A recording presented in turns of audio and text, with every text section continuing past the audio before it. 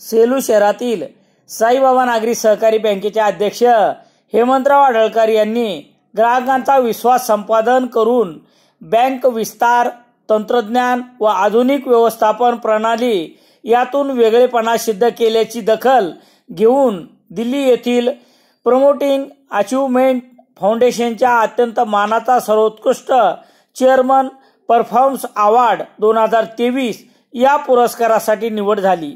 यामुळे साईबाबा बँकेच्या प्रगतीची राष्ट्रीय स्तरावर नोंद झाली आहे, असे मत पाथरी बाजार समितीचे सभापती तथा वाल्मिकी बँकेचे चेअरमन अनिलराव नखाते यांनी व्यक्त केली आहे।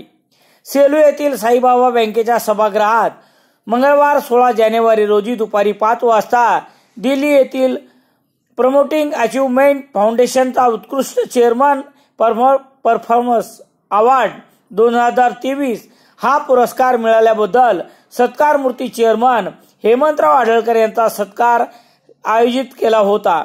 यावेळी पाथरी बाजार समितीचे सभापती अनिलराव नखाते बोलत होते। यावेळी अध्यक्षस्थानी अनिलराव नखाते तर सत्कारमूर्ती हेमंतराव आढळकर, बँकेचे उपाध्यक्ष चंद्रशेखर मुळावेकर, मुख्य कार्यकारी अधिकारी रामराव लाडाने, संचालक दत्तराव आंधळे, सुभाष चव्हाण, रवी बोराडे यांची उपस्थिती होती।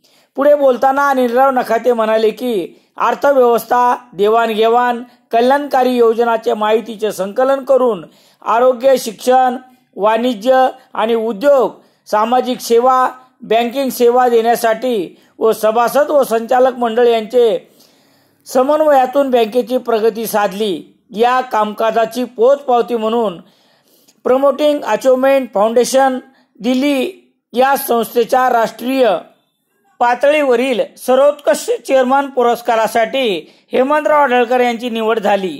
यातूनच बँकेची अधिकाधिक प्रगती निश्चितपणे साधली जाईल, असे स्पष्ट केले। व्यवस्थापक संतोष हुगे यांनी सूत्रसंचालन केले। दरम्यान साईबाबा नागरी बँकेचे अध्यक्ष हेमंतराव आढळकर यांना दिल्लीचा राष्ट्रीय पुरस्कार जाहीर झाल्यानंतर माजी आमदार विजयराव भांबळे, माजी उपनगराध्यक्ष प्रभाकर सुरोशे, सुधाकर रोकडे, कृषी उत्पन्न बाजार समितीचे उपसभापती प्रकाश मुळे, बसवराज शिवणकर, जयराम महाराज तांगडे, रब्बानी बाई, प्रताप कांचन, पत्रकार संघाचे माजी अध्यक्ष मोहम्मद इलियास आदीसह इतरांनी भेटून हेमंतराव आढळकर यांना शुभेच्छा दिल्या आहेत।